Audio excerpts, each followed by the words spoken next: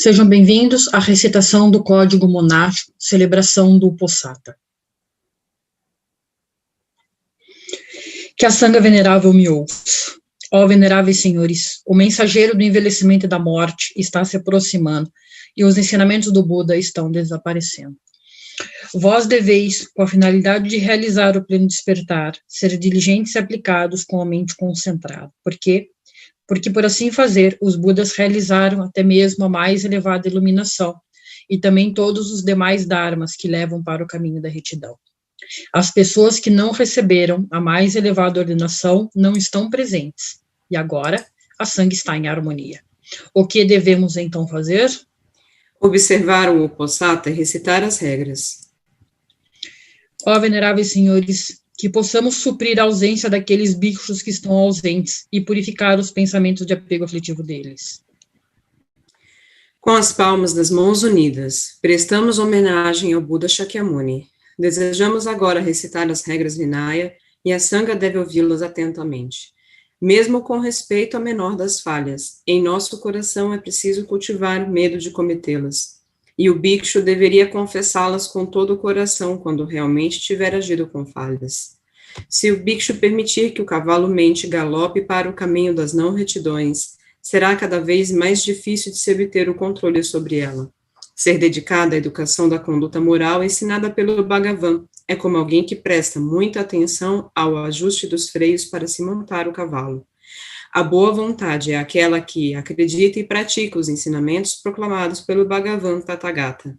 Assim, se ambos, o homem e o cavalo, forem bem treinados, eles serão capazes de defender-se do exército das disposições, das aflições e ações de não retidão. Se o bhikshu não aceitar o seu comando, nem se tornar um praticante da conduta moral, isso significa que nem o homem, nem a disposição do seu cavalo-mente foram treinados apropriadamente, e eles serão aniquilados pelo exército das disposições de não retidão.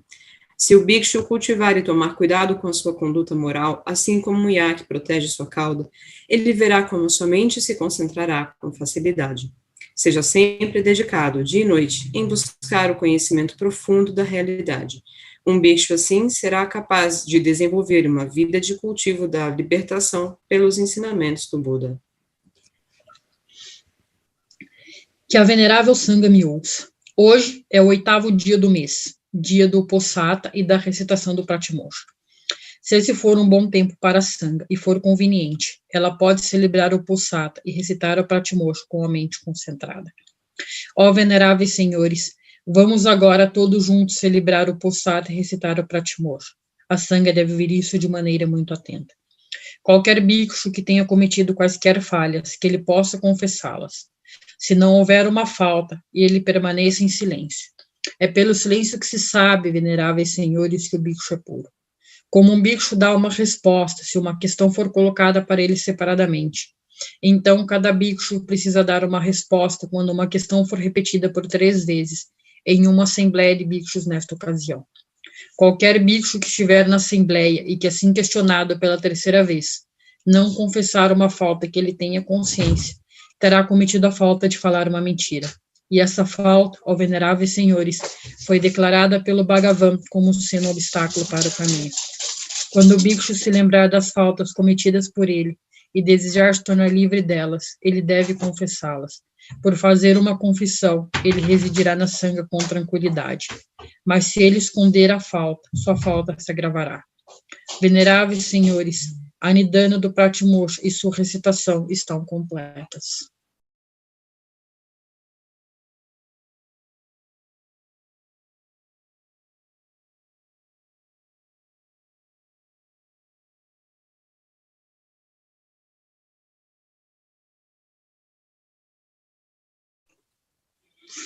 Veneráveis senhores, recitada foi a introdução do Vinaya, recitada foram as 4 Parajikas, recitada foram as 3 Sanghavasesas, recitada foram as 4 falhas de confissão, recitada foram as 112 Samhitas. Tudo isso foi organizado no Vinaya Sudra do Buda, que é recitado 6 vezes ao mês, como conhecido no Pratimoksha, bem como em outros textos da conduta de acordo com o Dharma. Para esses, ó veneráveis senhores, deveríeis vos regozijardes e apreciardes em vosso coração, livre de disputas, da mesma maneira que a água se mistura com o leite, e devereis observá-las cuidadosamente. Isso deveria ser observado. O Bhagavan Tathagata Hatsamyak Sambuddha Vipassin ensinou o Vinaya Sutra para uma sangha de 6.200.000 bhikshus que o acompanhavam constantemente. O Buda Vipassin disse assim: paciência é o melhor dos caminhos, e a Nirvana é o destino supremo, diz o Buda. Este caminho não pode ser mantido por um bhiksu os outros. O Bhagavan Tathagata Samyak Sutra para uma sangha de 800.000 bhikshus que o acompanhavam constantemente.